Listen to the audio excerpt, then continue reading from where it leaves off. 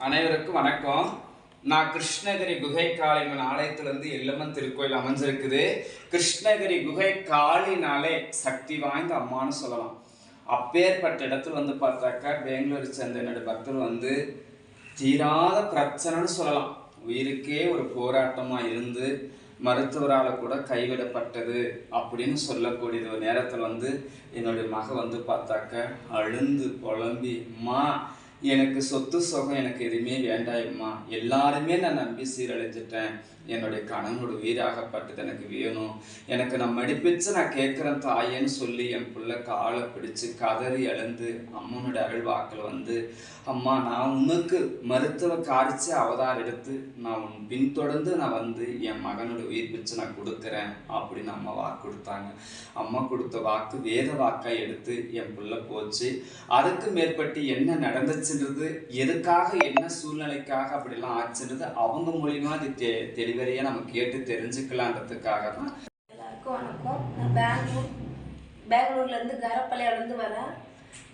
கடந்த ஒரு வருஷமாக குடும்பத்தில் ரொம்ப பிரச்சனை ஜாஸ்தியாக போயிட்டு இருந்துச்சு. பக்கத்தில் இருந்தவங்க சொன்னாங்க, அம்மா கிட்ட போனால் உன் பிரச்சனை தீரும், உனக்கு உன் வாழ்க்கைக்கு விடிவு காலம் வரும்னு சொன்னாங்க. அதை நம்பி நானும் வந்து ஒரு 5-6 மாதமாக கும்பிட்டு அம்மாவை பார்த்துட்டு போயிட்டு இருக்கிறேன். ஆனால் இந்த போன வாரம் இவரும் வேற ஒரு பிரச்சனையில் மாட்டிக்கிட்டு வேற ஒரு பொண்ணுக்கிட்ட பேசிக்கிட்டு பிரச்சனையாகி ரொம்ப பிரச்சனையாகி மருந்து குடிச்சிட்டு ஒரு வாரமாக ஐசியூவில் ரொம்ப சீரியஸாக ஐசியூவில் அட்மிட் பண்ணி டாக்டராலே காப்பாற்ற முடியாதுன்னு சொல்லிட்டாங்க. நான் கதறி அம்மா காலடியில் தான் விழுந்தேன். வேறு யாரும் கெதி இல்லை, அம்மா தான் கெதியும் அம்மா காலடியில் விழுந்தேன்.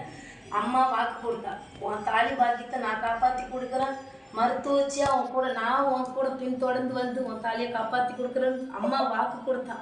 அம்மா வாக்கு கொடுத்ததை நம்பி நானும் அம்மாவை நம்பி போனேன். அவ்வளோ சீரியஸாக இருந்தவர். நான் அம்மா கிட்ட வாக்கு கேட்டுட்டு போனேன்.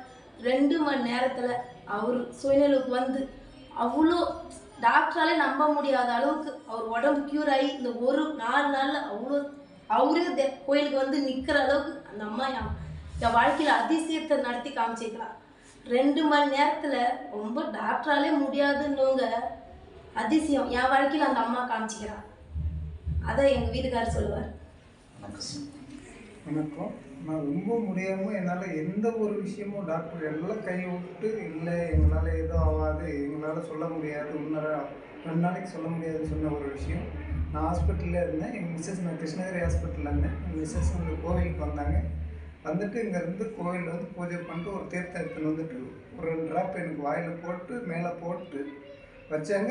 ஒரு பக்கம் ஒரு 4 ஹவர்ஸில் நான் கிளியர் ஆகிட்டேன். ஒரு 4 டேஸில் மறுபடியும் நான் வெளியில் வந்துட்டேன். ஹாஸ்பிட்டல்லேருந்து டிஸ்சார்ஜ் பண்ணி இப்போது 4 டேஸ், இப்போ ஒரு 4 டேஸ் ஆச்சு, 8 டேஸ் ஆச்சு. நான் மறுபடியும் இங்கே அமாவாசைக்கு வந்திருக்கேன். எல்லோரும் எந்த பிரச்சனை இருந்தாலும் இங்கே வாங்க, எல்லா பிரச்சனையும் கிளியர் ஆகும். அந்த அளவுக்கு சக்தியான கோயில். எல்லோரும் கண்டிப்பாக பயனடைவீங்க. என்ன சொல்கிறாங்கன்னா, கிருஷ்ணகிரி குகை காளினாலே சக்தி வாய்ந்த அம்மான்னு சொல்லலாம்.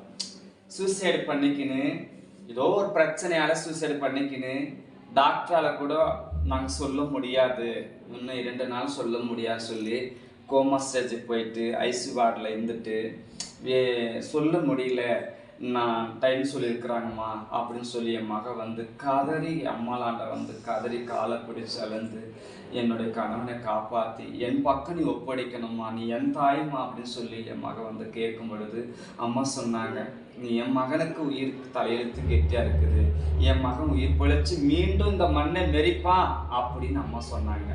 அம்மாளுடைய வாக்கு என் மக வேத வாக்காக எடுத்துன்னு அம்மாளுடைய தீர்த்தமும் அம்மாளுடைய மஞ்சள் குங்குமமும் திருநூறையும் மந்திரிச்சு எடுத்துகிட்டு போய் வச்சாங்க. கண்டிப்பாக தீரணும்னு நினச்ச ஒரு அழகு பில்லை கூட தீரலாம். அந்த மாதிரி என் பிள்ளை இன்னைக்கு உயிர் பிழைச்சி இந்த இடத்துல நிற்பாங்க அப்படின்னு அவங்களுக்கே ஒரு சாத்தியம் இல்லை. அப்பேற்பட்டது இந்த அம்மனுடைய சக்தியால் இன்னைக்கு என் பிள்ளை உயிர் பிழைச்சி வந்திருக்குதுன்னா அதுக்கு நான் மனுஷன், நான் காரணம் கிடையாது. தெய்வம் இருக்குது உண்மை.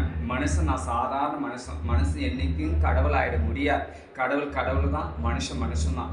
இங்கே இருக்கக்கூடிய தெய்வம் உண்மையாக இருக்குது. குகக்காளினாலே சக்தி வாய்ந்த அம்மனாக இருக்கிறதுனால அந்த அம்மாவை நம்பி வந்த மக்களை என்றைக்கும் கைவிட்டதில்லை, கைவிடும் மாட்டா. நம்பின பிள்ளைகளுக்கு தாயாக இருந்து அருள்வழித்து இன்னைக்கு அவங்களுடைய இன்னைக்கு நீர்க்கு ஆயுள் கொடுத்து இன்னைக்கு இந்த இடத்துல கொண்டு வந்துருக்கிறாங்கன்னும் போது எனக்கு ரொம்ப சந்தோஷமா இருக்குது.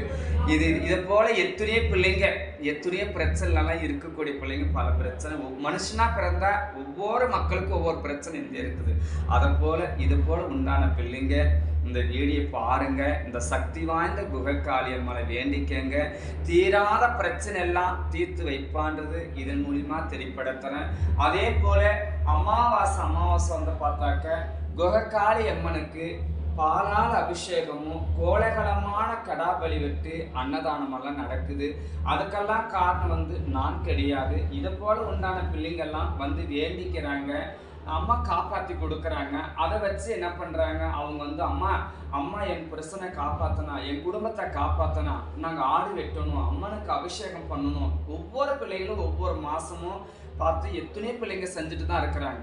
இது போல கொடுக்கக்கூடிய பிள்ளைங்க நாங்கள் அம்மாவுக்கு அமாவாசை ஆடு வெட்டுறோம், அபிஷேகம் எல்லாம் பண்ணி வரக்கூடிய பக்தர்களுக்கெல்லாம் வந்து கடா பலி வெட்டி இன்னைக்கு வந்து அம்மாவுக்கு அன்னதானம் நடத்துகிறோம்.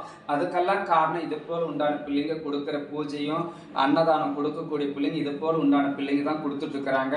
அதே போல் வாரம் அவங்கவுங்க தனிப்பட்ட முறையிலையும் காது குத்துறாங்க, அம்மாலாண்டு வந்து வேண்டிக்கின்னு அவங்களோட கும்பிடிக்கு கொண்டாந்து செய்கிறாங்க. ஆனால் முக்கியத்துவம் பார்த்தாக்க அமாவாசை நாளில் வந்து கொடுக்கக்கூடிய பிள்ளைங்க எல்லா பிள்ளைகளும் எத்தனையோ ஆயிரக்கணக்கான பிள்ளைங்க சாப்பிட்றாங்க.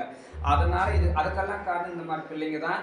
அதே போல் இந்த மாதிரி உண்டான பிள்ளைங்கள்லாம் இந்த வீடியோ பாருங்க. இந்த சக்தி வாய்ந்த அம்மனை வேண்டிக்கங்க. தீராத பிரச்சனை எல்லாம் தீர்த்து வைப்பான்றது இதன் மூலியமா தெளிப்படுத்துறேன். நன்றி.